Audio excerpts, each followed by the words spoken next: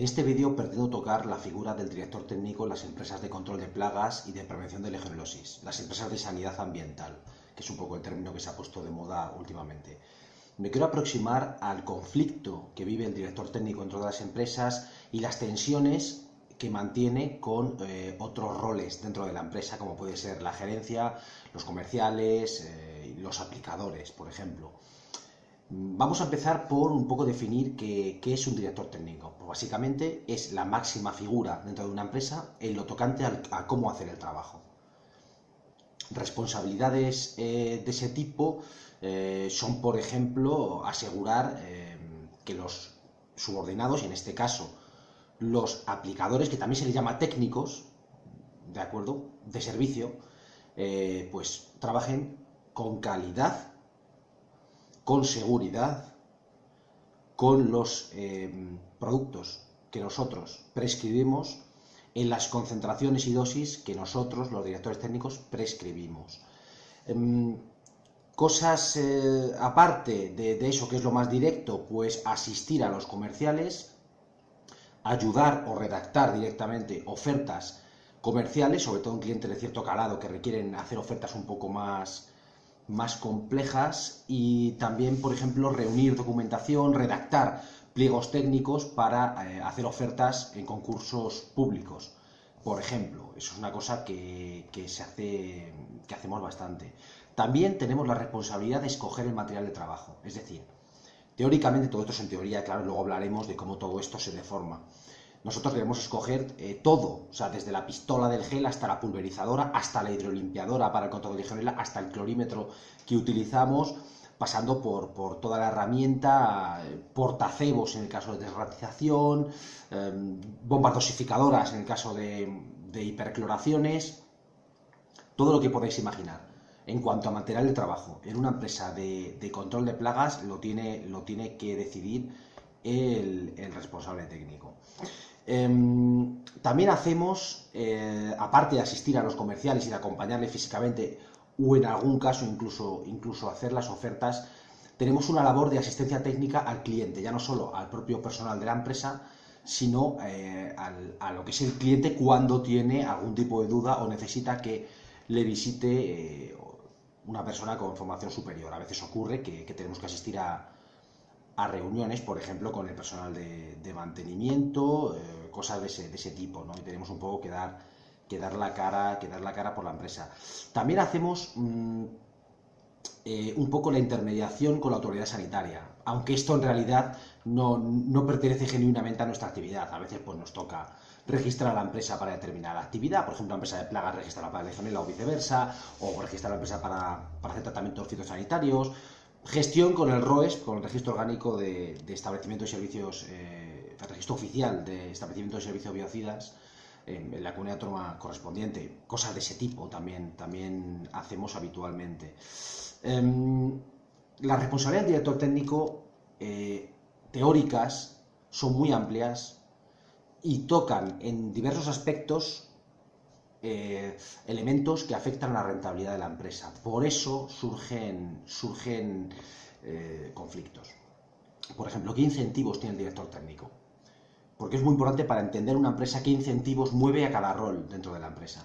Pues al director técnico los incentivos que le mueven son no tener repasos en el caso de las plagas, no tener positivos en el caso de la prevención de legionelosis o análisis en calidad de aire interior desfavorables porque los contaminantes han superado los valores de corte, tener buen material, que la gente trabaje con buen material, que la gente trabaje con tiempo, con productos de calidad, etc. Es decir, el incentivo del director técnico es que las cosas se hagan bien para, primero, reducir su conflictividad con los clientes, para tener que discutir menos con los clientes, nuestra conflictividad con ellos, y a la vez también para reducir nuestra responsabilidad civil, es decir, porque a fin de cuentas somos los últimos responsables de los tratamientos. Evidentemente buscamos también estar seguros de que esos tratamientos no van a derivar en demandas o en cualquier tipo de respuesta negativa por parte del cliente. Esos incentivos están básicamente en un director técnico centrados en la calidad de servicio. básicamente en la calidad y seguridad del servicio, aunque la seguridad se puede entender de varias maneras: la seguridad para los aplicadores y la seguridad para los clientes, es decir, que el cliente no nos demande, que los aplicadores no se accidenten, no se intoxiquen. Esa es un poco la doble digamos, cara de la seguridad. También hay que entender otros roles en la empresa. ¿Qué es un aplicador? Pues es la persona que hace físicamente los servicios, asistido de forma remota o presencial por el director técnico. Eso es un aplicador o un técnico de servicios. ¿Qué incentivos tiene un aplicador? Pues básicamente un aplicador tiene incentivos compartidos con el director técnico en parte. Es decir, ¿qué comparte con nosotros? Pues que el cliente esté contento. Es decir, eso es un incentivo muy potente para un aplicador porque da la cara con el cliente, le ve y no quiere enfrentarse a él, de manera que lógicamente le interesa que el cliente esté contento. Hasta ahí coincide con nosotros. ¿En qué choca con nosotros? Pues choca en que no puede emplear habitualmente ni los productos que nosotros queremos, los técnicos, los biólogos o médicos, o la gente que desempeña este rol en la empresa, o no pueden utilizar el tiempo necesario, o no pueden utilizar la cantidad de producto, etcétera, porque reciben presiones paralelas por parte de la gerencia o de los comerciales, que luego hablaremos. Es decir, tienen también un incentivo por la productividad que no tiene el director técnico. Es decir, el técnico de servicio le van a mirar a fin de mes cuántos partes ha traído firmados a la oficina y se va a evaluar sus métricas, de forma que tiene un doble incentivo. Uno, por tener el cliente contento, que no es la calidad, cuidado, esto es importante. Tener al cliente contento, que puede ser por la calidad de servicio, puede ser por el compadreo, puede ser por cuestiones humanas que nada tienen que ver con la calidad de servicio. Es decir, su interés es tener al cliente contento. Y nosotros queremos que al cliente se le dé un buen servicio, esté contento o no. Es decir, es un poco distinto. Hay diferencias de matices en cuanto a lo que un director técnico quiere del cliente y lo que quiere un aplicador. También es verdad que los aplicadores tienen una relación compleja con la dirección técnica, con los comerciales y con la gerencia. Ahora hablemos de todos estos pequeños triángulos amorosos que hay en la empresa. Vamos a empezar, por ejemplo, con la relación aplicador-gerencia. Pues básicamente es una relación por y para la productividad, lógicamente. ¿Qué quiere un gerente? Pues básicamente rentabilizar al máximo su mano de obra, sacarle el máximo partido posible a la partida de gastos de personal y, evidentemente, siempre cubrir en déficit los servicios. Es decir, todas las empresas con todo el plagas y casi todas las empresas de servicios cubren en déficit los servicios. Es decir, siempre tienen menos gente contratada de la necesaria. Eso es permanente. ¿De acuerdo? Las hay que se desvían más o menos. Las hay que tienen una persona menos de la que deben, pero las hay que tienen la mitad de las personas de las que deberían tener, ¿no? Siempre hay un déficit, de manera que la relación gerente-aplicador siempre es por la productividad, para apretar al aplicador, para que el aplicador funcione y también incluso para que los clientes no se quejen. Pero veamos otra vez la diferencia de matiz, es decir, el incentivo de un biólogo es que el cliente esté bien servido, o sea, que al cliente se le dé calidad en el servicio. Para un aplicador es que esté contento. Y de igual manera para un gerente. Para un gerente lo importante es que el cliente renueve los contratos. Y eso puede ocurrir no necesariamente porque esté bien servido, porque se le dé un buen servicio. Puede ocurrir por otros factores. Es decir, tampoco coinciden exactamente los incentivos del gerente con los del director técnico con respecto a la clientela. La relación entre el director técnico y la gerencia, pues lógicamente va también orientada a la productividad, evidentemente, y también al ahorro de costes. Es decir, se presiona mucho al director técnico para el ahorro de costes. Y aquí es cuando empezamos a pervertir, en cierto modo, que luego lo hablaremos más extendidamente, a pervertir las funciones originales del director técnico. Es decir, en el momento en que la gerencia aprieta al biólogo químico, etcétera, para que ahorre en productos, ya le está pisando una competencia que le es propia y ya comienzan las tensiones. ¿Por qué? Pues porque obviamente sabemos los directores técnicos que necesitamos ciertos productos caros para situaciones un poco complejas, o que necesitamos emplear una cantidad de tiempo grande para según qué servicios, por ejemplo, precoloraciones grandes, etcétera. Y obviamente vamos a chocar con el gerente ahí. Es decir, el gerente no se priva de presionar a los diferentes roles dentro de la empresa, tanto de forma directa como indirecta. A veces lo hace indirectamente a través de la cadena de mando, es decir, me dicen a mí, aprieta a los aplicadores, o le dicen a mi figura, ¿no?, al director técnico, aprieta a tus subordinados, o bien lo hacen directamente. Es decir, esto es un poco la psicología de la pyme, que se aplica también en grandes empresas. Es decir, la gerencia siempre aprieta sin respetar esa misma jerarquía que ella impone, ¿no? Nunca la respeta. La relación entre el director técnico y los aplicadores es una relación que puede ser muy fluida o puede ser muy tensa, depende de la empresa. Es decir, depende de hasta qué punto la gerencia ha transformado al director técnico. Si el director técnico se mantiene un poco en sus 13 y es una persona realmente comprometida con su papel, tendrá una buena relación con los técnicos. ¿Por qué? Porque vela porque tengan buenas EPIs, porque tengan buenas pulverizadoras, buenas hidrolimpiadoras, buenos aspiradores, buenas dosificadoras, buenos geles, buenas pistolas de gel. Y aparte de eso, lógicamente, le preocupará más la seguridad de esos aplicadores que su productividad. De manera que un director técnico que se agarre a su función estará bien visto por los aplicadores. Cuando un director técnico está mal visto por sus aplicadores, suele ser por dejación de funciones.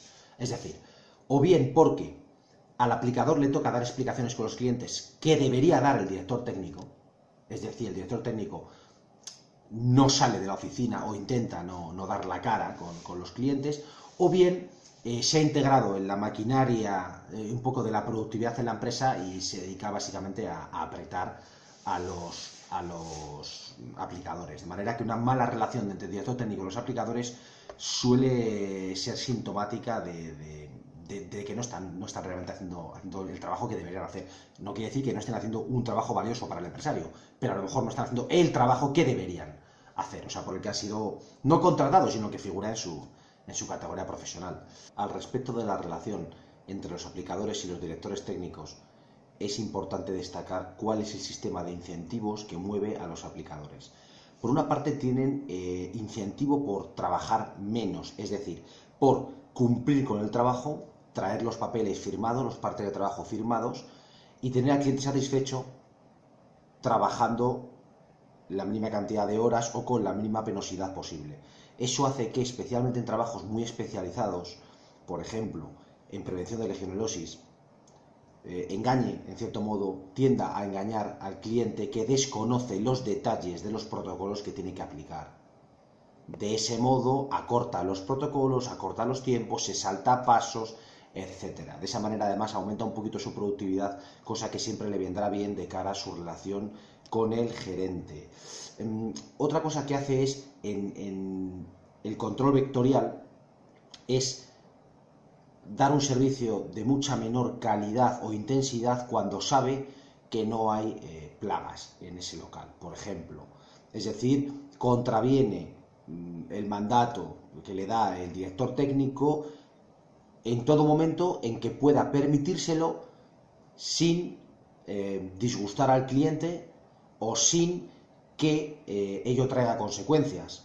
Es decir, siempre que no haya positivos de legionela, siempre que no haya infestaciones en los locales o siempre que el cliente no se dé cuenta de que de un modo u otro no se le está recortando. Es decir, eso es un incentivo que tiene el aplicador. Es decir, cumplir tratando de sufrir lo mínimo, y eso implica violar protocolos de trabajo. Otro de los incentivos es quedar bien con el cliente, protegiendo su propia imagen. Es decir, esto lo comparten a veces con los comerciales. Tienden a tratar de quedar bien ellos siempre que hay un error. O sea, cuando hay un error se tiende a desviar la culpa hacia la empresa o bien hacia el director técnico, en este caso como representante de cómo se hacen las cosas. Y esto lo hacen mucho.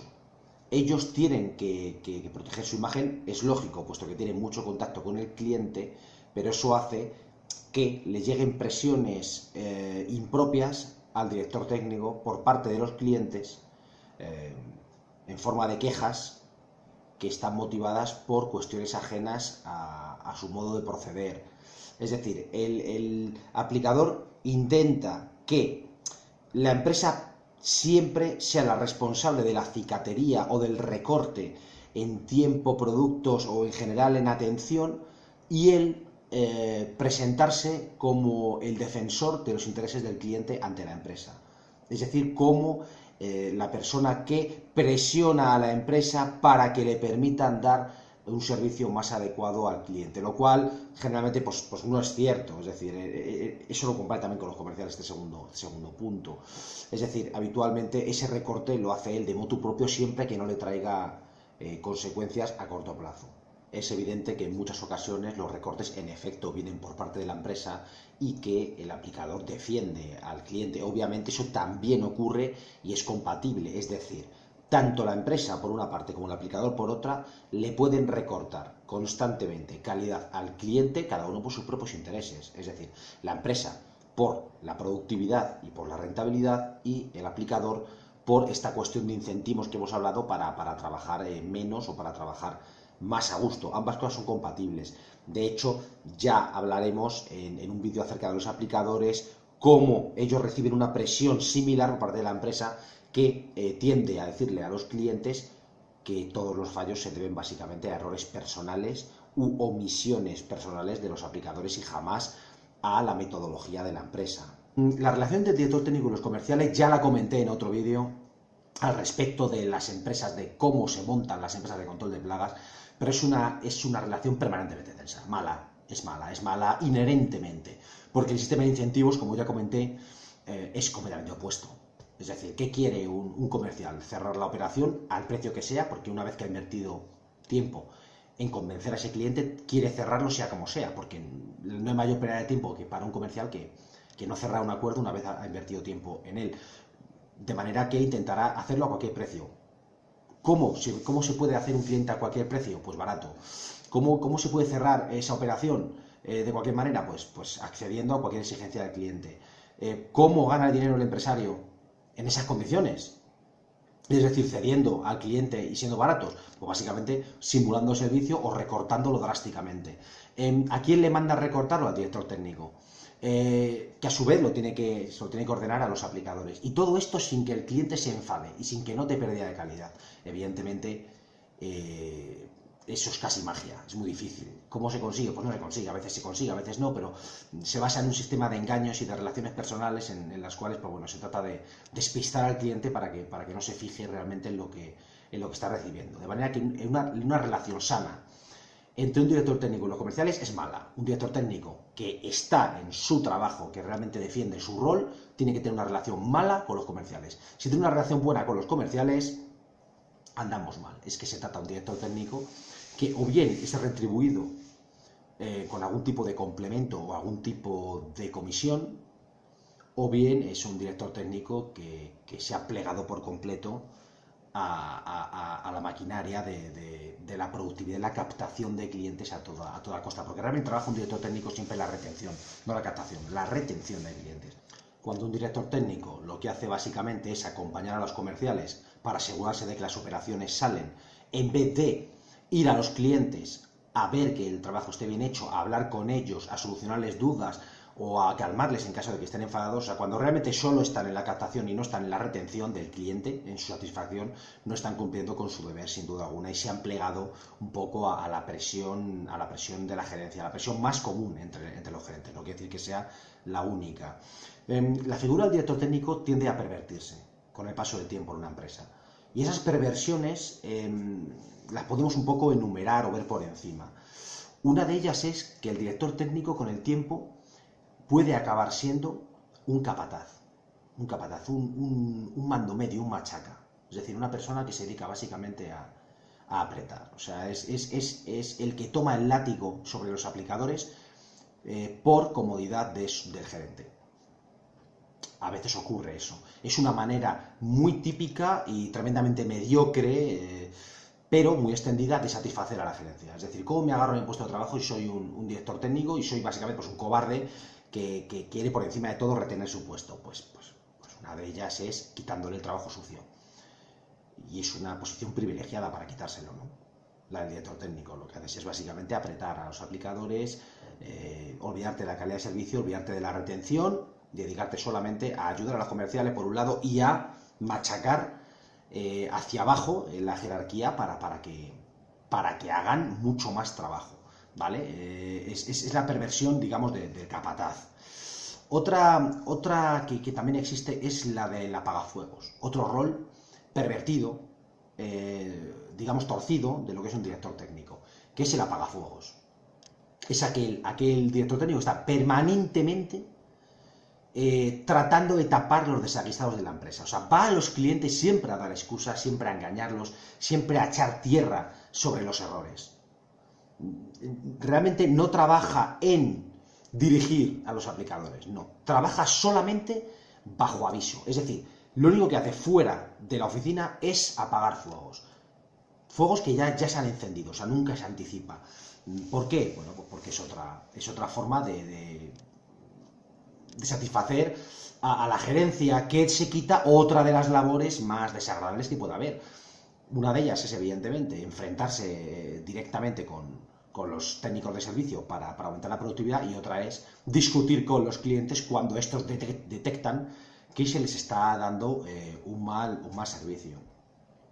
Otro de los roles pervertidos del director técnico es el ser un transformista, es decir, ya hablamos en el vídeo sobre los comerciales y demás, que a menudo un comercial trata de presentar un argumento comercial como un argumento técnico. Es decir, si yo tardo poco en hacerle a usted el servicio, o se lo hago con poco material o con poco personal, es porque tenemos una técnica novedosa, porque tenemos un modo de trabajo, un modelo organizativo, una tecnología, unos productos, un lo que sea, que nos lo permite, ¿no?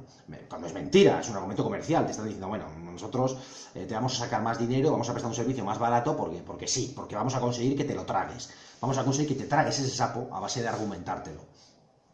Pues cuando un director técnico se mete en esa guerra, acaba siendo un transformista, es decir, lo que hace es lavar cerebros, va a los clientes y básicamente les convence disfrazando toda clase de argumentos comerciales para que traguen con la mala calidad de servicio de argumentos técnicos. O se reviste con un halo de ciencia, básicamente pues una pequeña estafa, o un pequeño timo, o en cualquier caso una actitud cicatera de la empresa. Eso es lo que hace un director técnico cuando coge un rol de un poco de transformista. Otra de ellas es el talento orientado a la productividad. Es decir, hay muchos directores técnicos muy inteligentes y muy creativos que jamás piensan o inventan para hacer mejor el trabajo. Siempre piensan o inventan para hacer más trabajo en el mismo tiempo, o más trabajo con menos personal, o más trabajo con menos material. Es decir, están completamente imbuidos en su rol de ahorradores de costes. De manera que es un director técnico orientado también a la productividad, de manera que es un sueño para la gerencia, ¿no? Eso es otra perversión de la dirección técnica. Otra de ellas es cuando se le exige al director técnico resultados globales. Esto ocurre a veces, es decir, sobre todo en empresas grandes. A los directores técnicos se les exige una tasa de retención de la clientela. Ya ves tú, como si eso dependiera solo de nosotros, depende de muchísimas cosas. Se le pide, por ejemplo, también una baja tasa de positivos de Legionela, una baja tasa de repasos en control de plagas, cosas de ese tipo. Esta presión también la reciben los aplicadores en empresas grandes, también es importante especificarlo. Son presiones totalmente ilegítimas, es decir, se puede a lo mejor exigir o fomentar cierta retención de la clientela y la renovación de contratos a un aplicador cuando lleva zonas fijas, cuando un aplicador lleva el servicio de un cliente siempre, no se cambia. Y aún así ya es forzado, porque a fin de cuentas le estás exigiendo resultados a una serie de personas a las que no les dejas controlar ni qué productos usan, ni qué calidad de material tienen, ni cuánto tiempo permanecen en los clientes, ni cuánto personal emplean en cada trabajo, de manera que pues no somos genios. Es decir, es muy difícil que un director técnico consiga buenos números en cuanto a repasos, positivos de Legionela, retención de cliente, cuando se le están arrebatando todas sus competencias. Y 3/4 partes de lo mismo se puede decir de un aplicador que realmente es un mandado al cual no le permite ningún tipo de libertad trabajando, de forma que exigirle esa clase de métricas Pero eso al final es una forma de mobbing, de acoso laboral y de generar un estrés permanente en el empleado para que temiendo el despido se deje explotar más. Esa es la teoría que yo tengo, porque nunca lo he entendido demasiado. La supervivencia de un director técnico dentro de una empresa depende muy mucho de cuánto pervierta su rol primigenio, ¿no? Es decir, un director técnico tiene que ser siempre contracíclico. Es decir, cuando una empresa aumenta su tamaño, aumenta su facturación o le va muy bien, siempre el director técnico tiene que ser contracíclico. Es decir, tiene que, de la manera posible, parar las cosas, bajar la productividad para asegurarse de que las cosas se hacen bien. Entonces, obviamente, un director técnico maximiza sus probabilidades de permanecer en la empresa cuanto más aumente los beneficios de la empresa. Cuando su contribución directa a aumentar la rentabilidad de la empresa, no solo la facturación, sino la rentabilidad de la empresa, que es un concepto que incluye no solo cuántos clientes se captan, sino cuánto se gasta material, mano de obra, a la hora de servirles, a la hora de cumplir esos contratos. Es decir, la moraleja de esto es que en las empresas de control de plagas los directores técnicos con más antigüedad no son necesariamente los mejores, técnicamente hablando. Muchas veces son los que han pervertido más su actividad y se han convertido más en una rueda de la maquinaria de la rentabilidad, que todos tienen que hacerlo en cierto modo, obviamente, porque es un negocio, pero los que duran mucho tiempo suele ser por esta clase de factores. Evidentemente esto no siempre es así, y no todos los gerentes son así, y no todas las empresas son así, pero es un sesgo bastante frecuente al respecto de este rol. O sea, es un rol que va a permanecer siempre en tensión. Un director técnico honrado lo tiene mal. Y como sea cabezón, lo tiene peor. Es decir, un director técnico, si es muy honrado, va a ser inflexible en muchas cosas. Va a ser inflexible en cuanto el ejemplo de las cloraciones, con los tiempos de actuación del hipoclorito o de la temperatura. O va a ser inflexible con respecto al tiempo que tiene que pasar una persona en el control de plagas, en un servicio. O va a ser inflexible en cuanto al gasto de gel en un local. O va a ser inflexible en cuanto a la marca o calidad de las pulverizadoras, la calidad de las EPIs y su renovación, etcétera. Es decir, un director técnico realmente íntegro va a tener una conflictividad alta en su empresa. Eso es inevitable, a no ser que realmente el gerente sea un técnico que ha montado una empresa, va a tener mucho conflicto, sobre todo si están empresas montadas por comerciales. Eso ya va a ser muy difícil que permanezca. Es una figura sometida a tensión, una figura que también hay que tener cuidado con ella, porque habitualmente nos vamos a encontrar con directores técnicos que, una vez olvidada su función original, van a tratar por todos los medios de convencer al cliente de cosas que no son ciertas. Es decir, desde el punto de vista del cliente, que tiene cierta prevención con esta figura. Es bueno que una empresa nos mande el director técnico, muy bueno, porque implica que se gasta dinero y que tiene un tío allí y que nos lo manda, de manera que invierte recursos en nosotros. Pero hay que tener cuidado a la hora de escuchar lo que un director técnico tenga que decirnos, porque habitualmente tiene incentivos de cara a satisfacer a sus superiores que nada tienen que ver con la calidad de servicio. Podría parecer que estoy diciendo que la habilidad de un director técnico para permanecer en una empresa depende básicamente de su capacidad para corromperse. Y, en efecto, eso es exactamente lo que estoy diciendo. No olvidemos que la figura del director técnico no es voluntaria para el empresariado. Es decir, esto se impuso en su momento legalmente. Es decir, están obligados legalmente a tener un director técnico. De momento no obligan que esté en plantilla. Vale un director técnico externo, etcétera, pero tiene que haber alguien que se comprometa frente a la autoridad sanitaria, una declaración escrita, etcétera, y con una formación evidentemente académica, más extraacadémica, con los carnés profesionales y demás. Esa persona tiene que responsabilizarse en una empresa, y no es algo que haya decidido el empresario. Gran parte de las empresas del sector funcionan sin director técnico, son externos. Figura el nombre, sí, pero no lo tienen. Es decir, usted como cliente no sabe si la empresa que le extiende el certificado tiene en nómina al tío que pone en el certificado. No lo sabe. Y hay empresas que desde el minuto 1 empezaron con director técnico, y hay empresas que llevan 20 años y no tienen director técnico en plantilla. Es decir, Hay que entender eso, es decir, de ahí las tensiones. El director técnico no deja de ser una persona que le quita poder en una empresa al empresario y encima el empresario lo tiene contra su voluntad. Porque obviamente todo empresario de control de plagas o de prevención de legionellosis piensa que lo sabe todo y que no necesita ningún tipo de asistencia por parte de nadie.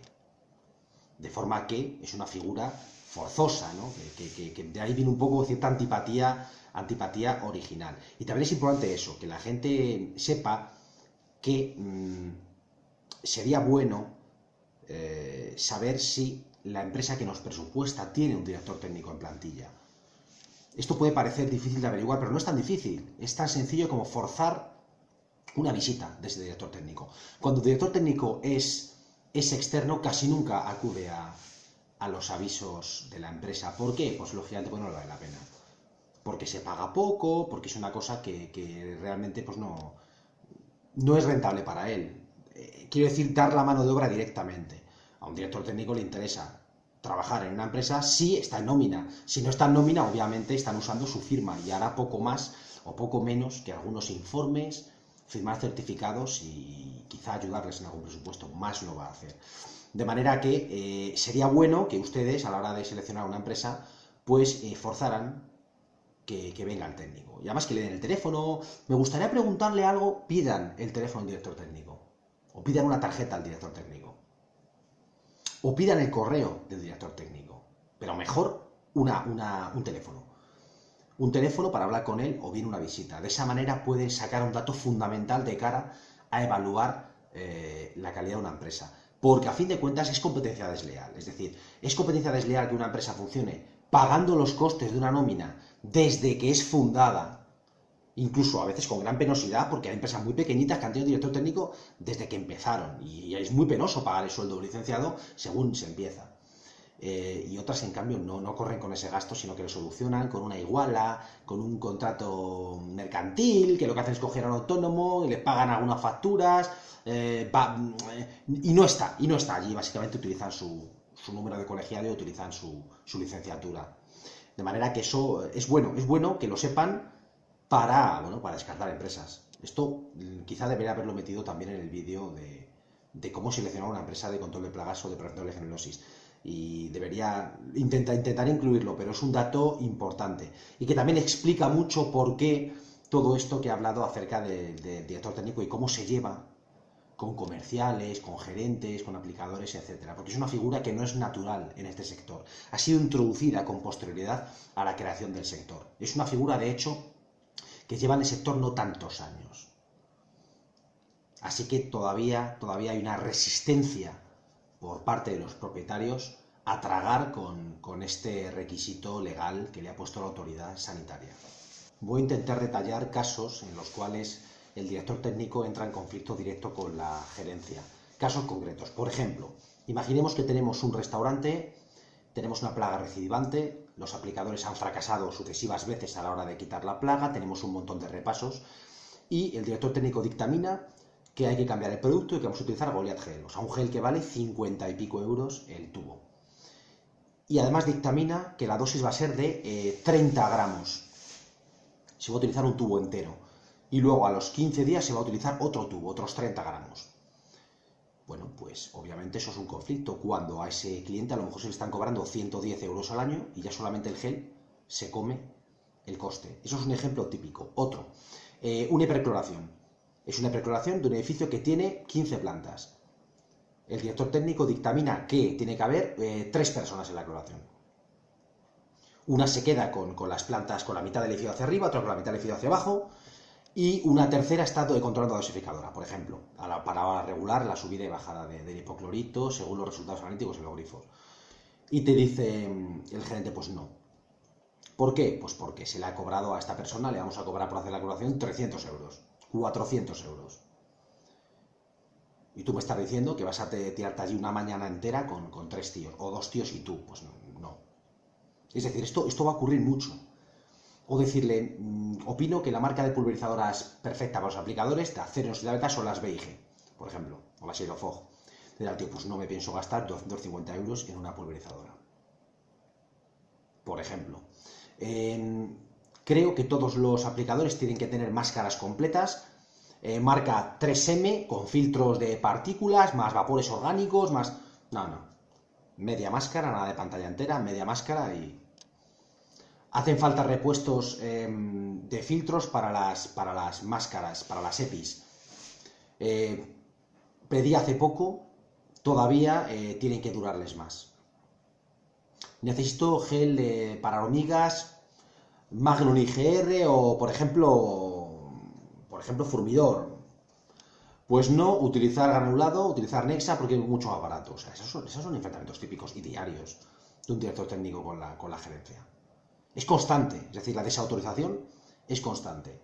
Claro, yo entiendo que en un entorno de alta competitividad y de precios bajos, obviamente el gerente tiene que mirar por la rentabilidad, pero también es cierto que incluso en los años antes de la crisis en que las empresas de control de plaga les iba realmente bien, se hacía esto. Es decir, el incentivo de la gerencia que tiene para reducir costes es permanente y lo va a tener siempre. Estén los contratos en pérdidas o estén en ganancia, da igual. La gerencia va a intentar siempre, por todos los medios, reducir esos costes. Y vamos a entrar en conflicto permanentemente. Puedo contar ejemplos tanto míos como de compañeros de facultad que están en el gremio currando, o amigos, o etcétera. Es decir, 1000. Quiero los enganches de fontanería de latón para alimentar las hidrolimpiadoras, no cogerlos de plástico en Leroy Merlin porque son más baratos. Manguera, la quiero así o así, pues tampoco. La manguera cogemos la más barata porque tal y porque cual. Hidrolimpiadoras Karcher porque tiene servicio técnico, las arreglamos rápido. Pues nada, la hidrolimpiadora de una gran superficie en oferta. Dosificadoras de calidad, pues quiero una dosificadora Culligan, quiero una dosificadora Prominent, quiero una dosificadora EMEC, nada, la dosificadora que esté de oferta en una tienda de material de piscinas. Cosas así constantemente. Por ejemplo, biocidas en las torres, los directores técnicos, lógicamente, casi nunca, prácticamente nunca, recomendarán el empleo de un biocida oxidante. Pero si lo hace será un peróxido, nunca será el hipoclorito sódico. Pues aún así, lógicamente la gerencia pues manda al aplicador y además directamente, saltándose al director técnico, dirá al aplicador, vete y dale un chute de cloro, esa fórmula suena un chute, es mucho, a la torre por cada positivo. Es que si ha dado positivo hay que limpiarla, no hay que hacerle un chute, eso va a empezar. Y además, evidentemente, si hay que dosificar, será antes de la limpieza y será un biocida no oxidante con anticorrosivos, con biodispersantes, no va a ser solamente cloro. Este conflicto es constante y es es una cosa muy diaria, es decir, es frecuente, sobre todo con los tiempos y con los productos, es donde más, es decir, cuando un director técnico hace una ruta de un aplicador, cosa que en casi ninguna empresa le permite a largo plazo, siempre va a mirar que utilice el tiempo adecuado en cada cliente, mientras que todo lo contrario, parte de la empresa se tiende a delegar el diseño de las rutas a los administrativos, que desconocen la problemática de cada local y no asignan el tiempo adecuado a cada uno, es decir, ponen mucho tiempo en sitios sin problemas, poco tiempo en sitios que sí requieren más tiempo porque tienen plagas, etcétera. Siempre se delega administrativos.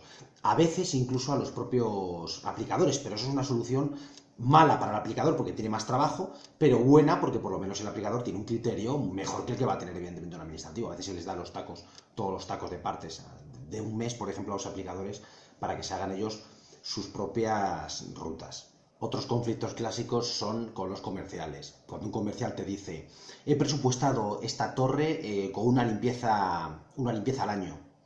Y tú le preguntas, bueno, ¿es una torre que solo funciona en verano? No, funciona anualmente. Ah, muy bien, pues estamos violando la ley. He presupuestado la desinfección de una red solo del agua caliente y la fría tampoco, muy bien, pues seguimos fuera de la ley.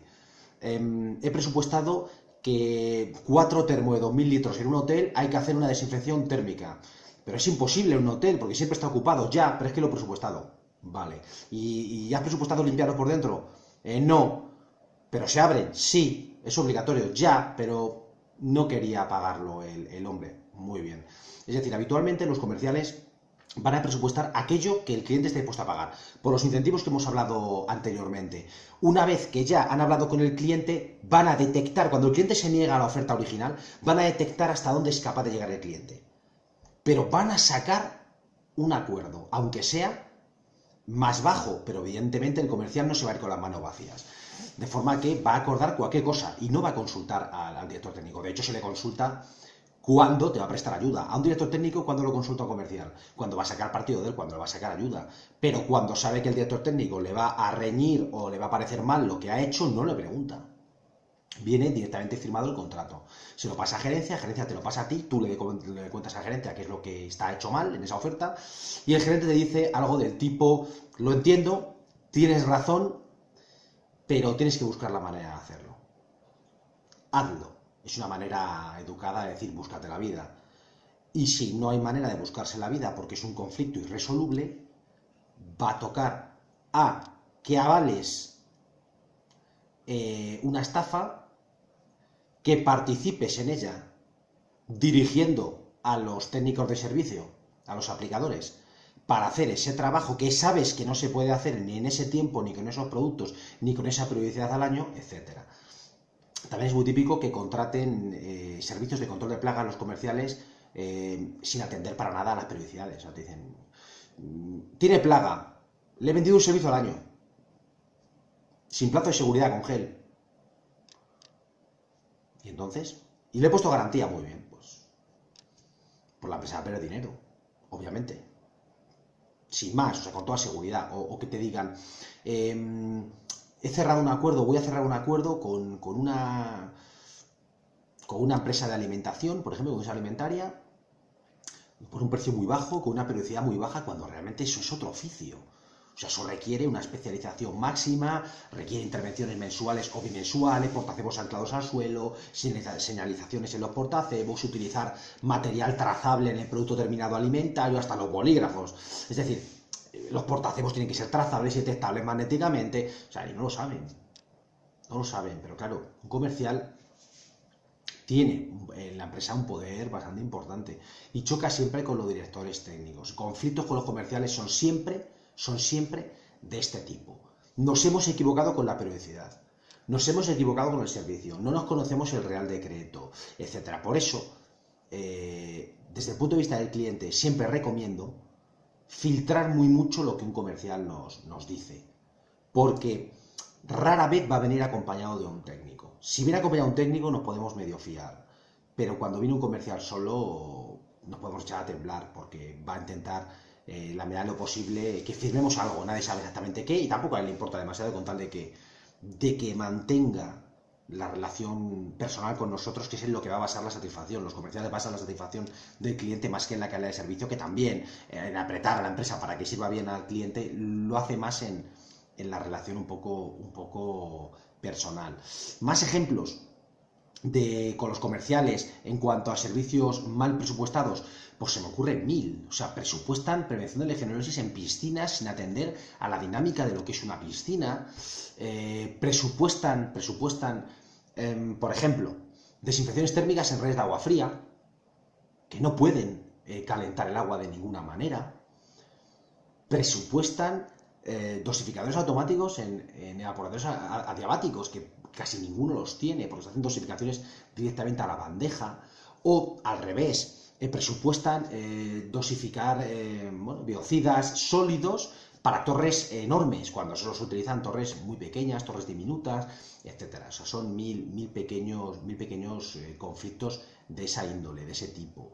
También vamos a tener con los aplicadores conflictos a causa del comercial.